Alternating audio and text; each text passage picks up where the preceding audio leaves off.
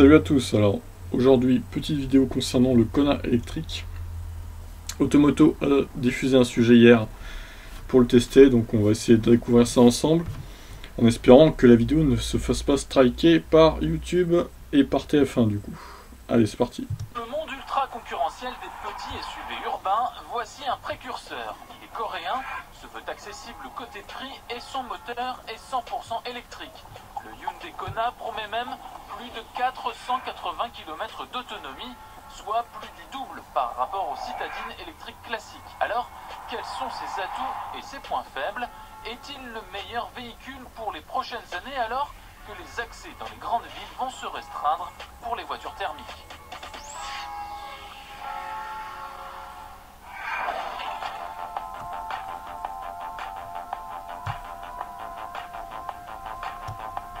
On aurait pu s'attendre à une rupture au niveau du style par rapport au Kona thermique. Eh bien non, à part cette calandre fermée où se cache la prise pour recharger et les roues qui sont pleines afin de laisser glisser l'air, rien ne vous indique que vous êtes dans un véhicule électrique. Alors à l'intérieur peut-être. On reproche souvent aux voitures électriques de manquer de place à bord. Perdu dans le coffre, les batteries ont été logées sous la banquette. On ne perd finalement que 30 litres par rapport au Kona thermique.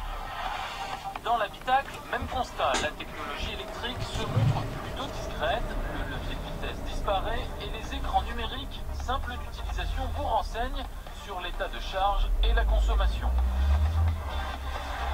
Place arrière, l'habitabilité reste correcte dans ce modèle de 4,18 m, le gabarit idéal pour circuler en agglomération. On conserve les atouts qui font le succès de ce genre de petite voiture. Une position de conduite haute, on surveille son environnement et la motorisation électrique qui vous donne de l'énergie. Et là donc on a énormément de nervosité dès qu'on accélère, tout de suite beaucoup de couple, hop, ça part.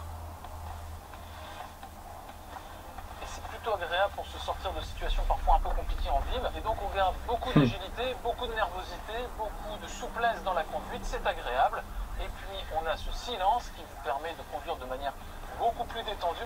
Donc on est à peu près sur les mêmes sensations de conduite que les citadines électriques telles qu'on les connaît actuellement, sauf qu'on est dans un véhicule plus flatteur et plus tendance.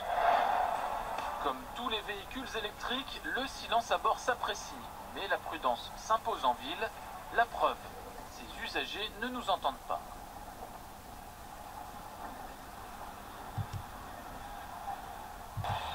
Le Kona n'est pas si silencieux qu'on pense, on peut lui donner un bruit artificiel. Ça c'est pour avertir les piétons et les cyclistes. Oh, ce bruit! Ce son artificiel façon soucoupe volante se dissipe lorsque la route s'accélère hors des centres-villes. 0 à 100 km/h en un peu plus de 7 secondes. Alors ce n'est pas une voiture sportive, mais ce Kona garde beaucoup de dynamisme aussi sur route. Il reste un peu lourd. Le poids des batteries et l'inertie du véhicule vous emmènent un petit peu dans les virages. Mais c'est un véhicule qui surtout vous permet de sortir des agglomérations, de sortir des villes avec 480 km d'autonomie. On peut voir la vie différemment à bord d'un véhicule électrique sans avoir constamment l'œil rivé sur la jauge d'électricité. Même si tel un réflexe de survie, vous ne pouvez vous empêcher de garder l'œil rivé sur l'autonomie restante. Mais pour vous épargner quelques sueurs froides, la récupération d'énergie à la décélération et au freinage se montre très efficace. On l'active derrière les palettes au volant et hop, on peut récupérer quelques précieuses centaines de mètres d'autonomie pour rejoindre la borne la plus proche. En tout cas, cette voiture vous permet de ne plus voir l'électrique comme une contrainte et est une vraie proposition aux attentes du moment.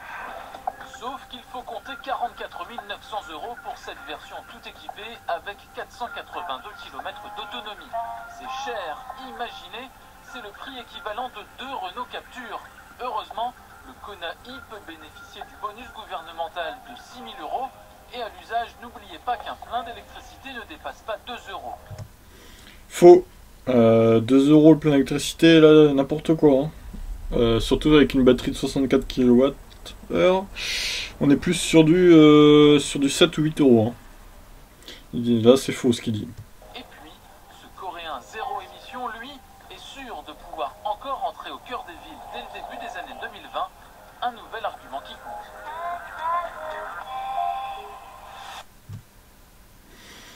Voilà, donc ce Kona électrique, pas mal laissé. Bon, après, les 2 euros là, n'importe quoi, mais bon, c'est TF1, ils sont pas